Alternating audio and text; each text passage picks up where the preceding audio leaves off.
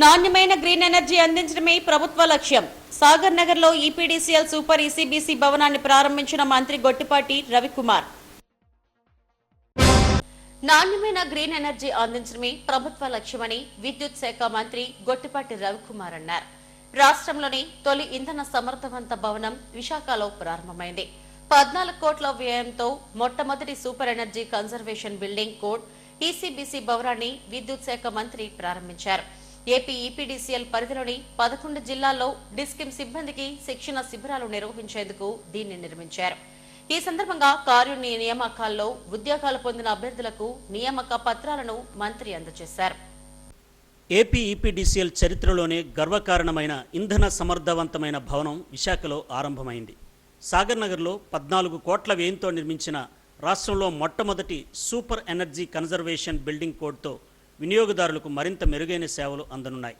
11 జిల్లాల పరిధిలోని ఉద్యోగులకు శిక్షణ ఇచ్చేందుకు ఈ భవనాన్ని నిర్మించారు. విద్యుత్ ప్రసార పంపిణీ నష్టాలను కేవలం 6% తక్కువగా పరిమితం చేయడంలో ఏపీ ఈపీడీసీఎల్ దేశంలోనే మిగిలిన విద్యుత్ సంస్థల్లో నెంబర్ 1గా నిలుస్తోంది. రాష్ట్రంలో తొలిసారిగా నిర్మించిన సూపర్ ఈసీబీసీ కొత్త ఒరవడి సృష్టించనుంది. ఇంధన సామర్థ్య నమూనాతో ఈ భవనాన్ని నిర్మించారు. ఇంధన సమర్థవంతమైన ఉపకరణాలు ఈ భవనంలో వాడారు. విద్యుత్ బిల్లులను ఆదా చేయడం, ఉద్యోగులకు శిక్షణనివ్వడం కోసం ఈ భవనం రూపుదిద్దుకుంది. సాగర్ నగర్లో నిర్మించిన G+2 భవనాన్ని 14,400 చదరపు అడుగుల్లో తీర్చిదిద్దారు. ఏపీ ఈపీడీసీఎల్ సూపర్ ఈసీబీసీ భవనాన్ని రాష్ట్ర విద్యుత్ శాఖ మంత్రి గొట్టిపాటి రవికుమార్, సిఎస్ విజయానంద్, విశాఖ ఎంపీ శ్రీభరత్, స్థానిక ఎమ్మెల్యే గంటా శ్రీనివాసరావులతో కలిసి ప్రారంభించారు.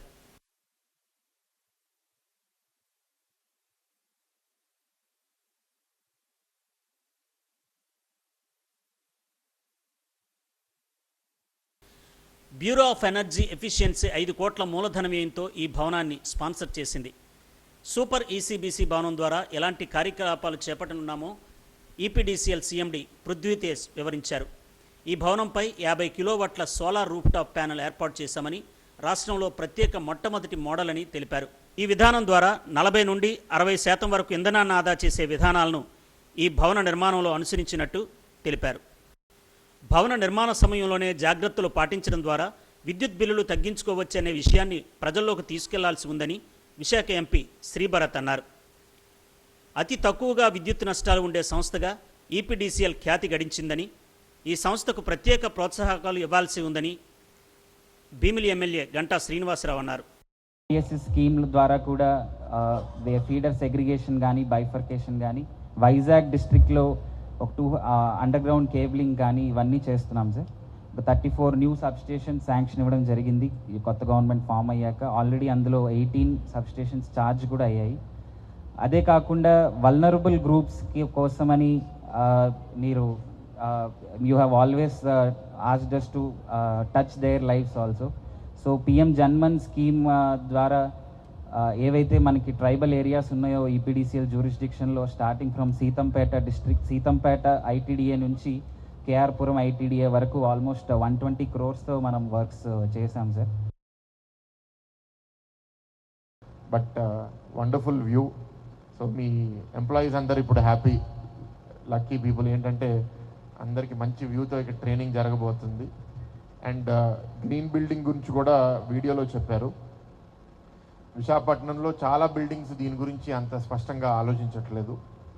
సో ఒకటి, మనం ఎనర్జీ కన్జంప్షన్ కాస్ట్ తగ్గించడము, ఏసీ ఎఫిషియన్సీ తగ్గించడము.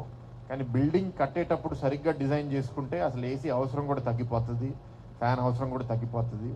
ఈ ప్రాంతం ఎక్కువ హ్యూమిడిటీ ఉంటుంది.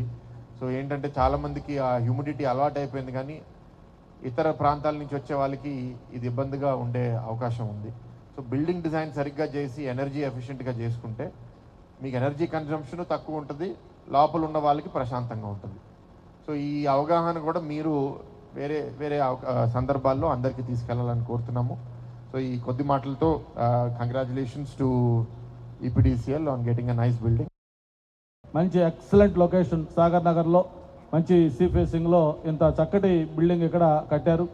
మరి దీంతోపాటు రాబోయే రోజుల్లో మనకి ఈ విశాఖపట్నంలో భీమిలి కేంద్రంగా ఒక టీసీఎస్ వస్తూ ఉంది, ఒక కాగ్నిజెంట్ వస్తూ ఉంది, ఒక గూగుల్ వస్తూ ఉంది.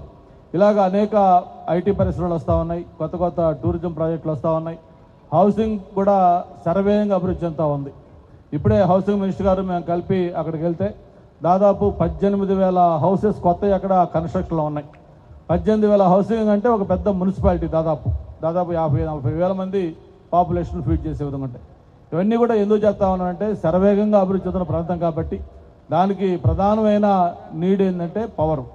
ఆ పవర్ కూడా ఎక్కడ క్వాలిటీ పవర్ ఇవ్వాలి, ఎక్కడ కట్టలు లేకుండా మంచి బ్రహ్మాండంగా ఇస్తూ ఉన్నారు. ఒక మంచి మనకి డైనమిక్ మినిస్టర్ గారు ఉన్నారు, నాకు మంచి మిత్రులు. అంతేకాకుండా ఏదైనా సమస్య చెప్తే దాన్ని అర్థం చేసుకొని పాజిటివ్గా దాన్ని ఎలా సాల్వ్ చేయాలో ఆలోచించే వ్యక్తి.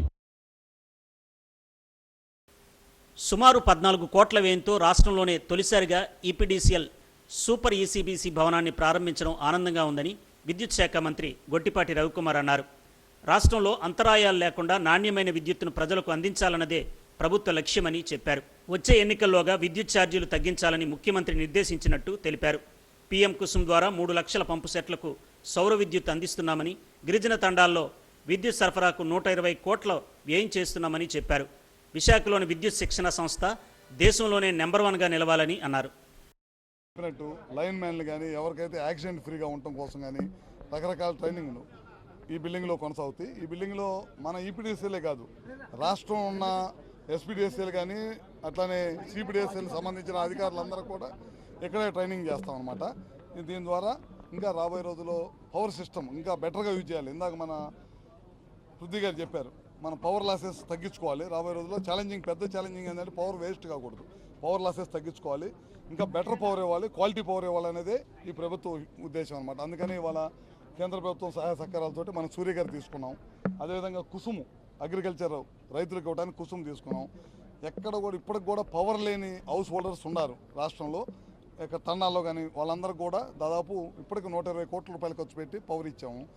అదేవిధంగా మా డిపార్ట్మెంట్కి సంబంధించిన ఎవరన్నా చనిపోతే వాళ్ళ పిల్లలకు ఉద్యోగాలు ఇవ్వాలనే దానికోసం ఫస్ట్ ప్రయారిటీ తీసుకొని దాదాపు ఇప్పటిదాకా ఈ ప్రభుత్వం అధికారంలోకి వచ్చిన తర్వాత పవర్ డిపార్ట్మెంట్లో 180 మందికి పైన ఉద్యోగాలు ఇచ్చాము.